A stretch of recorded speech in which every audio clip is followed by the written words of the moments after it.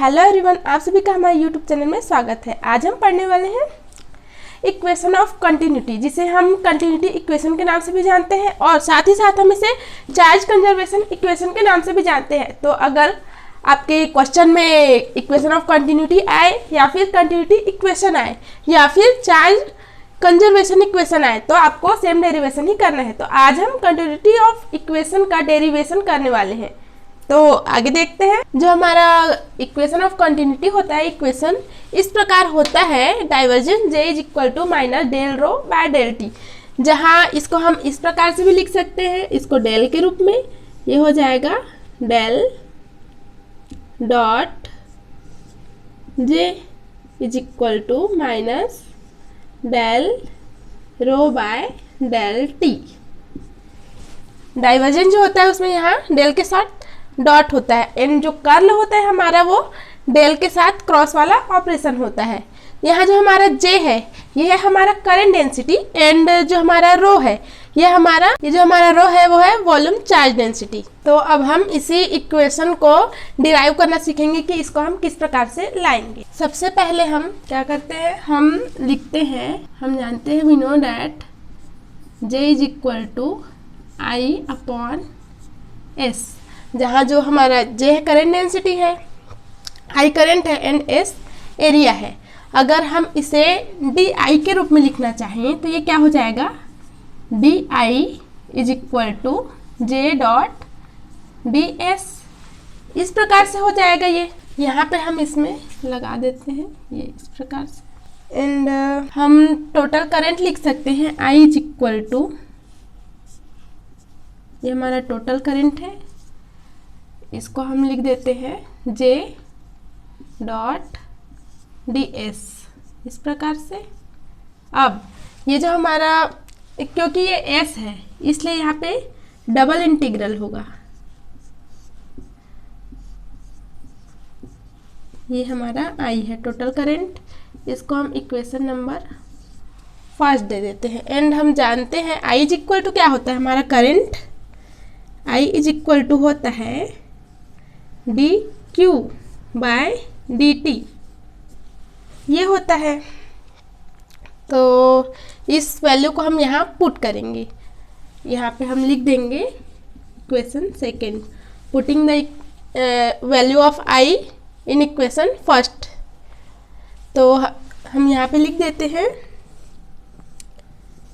dq by dt is equal to surface integral J dot DS। इसे हम equation third name देते हैं। But यहाँ जो करंट है यहाँ से लीव कर रहा है इसलिए यहाँ पे माइनस चार्जेस होता है। तो इस प्रकार से ये हो गया। यहाँ पे आपको रीजन देना पड़ेगा। हम लोग जानते हैं हमारा जो रो होता है, रो इज इक्वल टू होता है, ये होता है dq बाय dv। इसको हम क्या लिख सकते हैं, dq को हम लिख सकते हैं रो dv इस प्रकार से। और अगर हम इसको q के फॉर्म में लिखें तो ये हो जाएगा रो dv, पर यहाँ पे क्या है, v है, dv है, तो ये क्या हो जाएगा, वॉल्यूम के लिए ट्रिपल इंटीग्रल लग जाएगा। अब हम उसको यहाँ कहाँ लिखेंगे, यहाँ पे उस वैल्यू को हम यहाँ पुट करेंगे, क्योंकि जगह में putting the value of q in equation third. तो ये हो जाएगा minus d by dt, q की वैल्यू हमारी triple integral rho dv is equal to surface integral J dot DS। ये इसको हम इक्वेशन फोर्थ नेम दे देते हैं।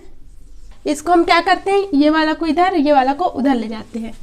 तो ये surface integral J dot DS and इसको हम इस साइड ले जाते हैं, ये माइनस, ये d बाई dt को हम अंदर ले जाते हैं। ये वॉल्यूम इंटीग्रल, इसको हम डेल के रूप में लिख देते हैं, del rho by del t और ये dv, इस प्रकार से। अब हम क्या करेंगे, इसको फोर्थ इक्वेशन ना मान के इसको मानते हैं। अब इसको गॉस डाइवर्जेंस थ्योरम की हेल्प से क्या करेंगे, गॉस डाइवर्जेंस थ्योरम क्यों लगाया जाता है, यहाँ पे है ये सेकेंड इंटीग्रल, यहाँ पे थर्ड इंटीग्रल। तो जब सेकेंड इंटीग्रल से हम थर्ड इंटीग्रल में चेंज करेंगे तो गॉस डाइवर्जेंस थ्योरम लगता है, क्योंकि यहाँ पे हमें इंटीग्रल को बढ़ाना है और अगर हमें कम करना होता है तो स्टोक्स का थ्योरम लगाते हैं। तो गॉस डाइवर्जेंस थ्योरम से हम यहाँ लिख सकते हैं, ये हो जाएगा, इसको भी हम ट्रिपल इंटीग्रल लिख देते हैं, ये हो जाएगा डेल डॉट जे dv। यहाँ पे हमने गॉस डाइवर्जेंस थ्योरम लगाया तो ये हो गया, और इसको हम इसी प्रकार से लिख देते हैं v del rho by del t dv। अब दोनों का हम कंपेयर कर देते हैं, तो दोनों में क्या है, ट्रिपल इंटीग्रल है, dv है, तो हम इसको क्या लिख सकते हैं, del dot J is equal minus del rho by del t. और यही हमें प्रूफ करना था, यही हमारा है इक्वेशन ऑफ कंटिन्यूटी या फिर चार्ज कंजर्वेशन इक्वेशन। तो इस प्रकार से हम इसको फाइंड आउट करेंगे, इसका डेरिवेशन निकालेंगे। एक बार हम रिवाइज कर लेते हैं कि क्या करना है। सबसे पहले हमें करंट डेंसिटी का formula J is equal to I upon S लगाना है, फिर डी आई की वैल्यू निकालनी है, डी आई करेंगे तो J डॉट डी एस, फिर टोटल करंट जो आई है वो जे डी एस हो जाएगा। फिर यहाँ पे हमें ये क्या है, डी एस है, तो यहाँ पे सरफेस इंटीग्रल होगा, मीन्स डबल इंटीग्रल होगा, तो हमने इस प्रकार से लिख दिया। फिर हम जानते हैं आई इज इक्वल टू क्या होता है, d q by d t. तो यहाँ पे क्या है, चार्जेस लीव कर रहे हैं, इसीलिए यहाँ पे माइनस साइन लगा दिया हमने। एंड हम जानते हैं रो की जो वैल्यू होती है, वॉल्यूम चार्ज डेंसिटी की वैल्यू, वो होती है d q by d v. तो हम डी क्यू लिखेंगे तो ये रो इंटू डी वी हो जाएगा, एंड हम यहाँ से क्यू की वैल्यू निकालेंगे तो ये हो जाएगा रो डी वी। चूँकि यहाँ पे वॉल्यूम है इसीलिए यहाँ पे थर्ड इंटीग्रल लगेगा, थर्ड इंटीग्रल हमने वहाँ लगा दिया। फिर हम जो क्यू की वैल्यू है हमने यहाँ पुट कर दी, क्यू की वैल्यू हमने पुट कर दी, एंड हमने इसको अंदर ले गया, इसको हमने अंदर ले, इसको हम अंदर लेके गए। फिर ये जो यहाँ हमने डेल कर दिया, del rho by del t. फिर यहाँ पे क्या है, सेकेंड इंटीग्रल है, एंड यहाँ पे थर्ड इंटीग्रल है। तो जो हमारा इंटीग्रल है वो अगर हमें बढ़ाना होता है तो हम डाइवर्जेंस थ्योरम का यूज करते हैं, एंड हमें जब कम करना होता है तो स्टोक्स थ्योरम का यूज करते हैं। क्योंकि हमें यहाँ बढ़ाना है इसीलिए हमने गॉस डाइवर्जेंस थ्योरम का यूज किया। सेकेंड इंटीग्रल था सरफेस इंटीग्रल, एंड हमें वॉल्यूम इंटीग्रल में चेंज करना था, इसलिए हमने गॉस डाइवर्जेंस थ्योरम का यूज किया। तो यहाँ पे हमारा थर्ड इंटीग्रल हो गया। और जब गॉस डाइवर्जेंस थ्योरम लगाते हैं तो क्या होता है, डेल डॉट करते हैं, एंड जब हम स्टोक्स का थ्योरम लगाते हैं तो उसमें क्रॉस का फंक्शन होता है, इसलिए क्रॉस करते हैं, डेल क्रॉस जो भी हमारा फंक्शन हो उसको करते हैं। तो इस प्रकार से हमने डेल डॉट जे कर दिया, एंड हमें यहाँ ये मिल गया, एंड हमने यहाँ पे कंपेयर कर दिया कि क्या होगा यहाँ। तो यहाँ होगा del dot J is equal to minus del rho by del t, and we find ये दिस इक्वेशन। और यही जो हमारा इक्वेशन है यही हमारा है इक्वेशन ऑफ कंटिन्यूटी, जिसे हम कंटिन्यूटी इक्वेशन के नाम से भी जानते हैं, एंड इसे हम चार्ज कंजर्वेशन इक्वेशन के नाम से भी जानते हैं। तो आज के लिए बस इतना ही, अब मिलते हैं अगली क्लास में, तब तक के लिए जय हिंद, वंदे मातरम।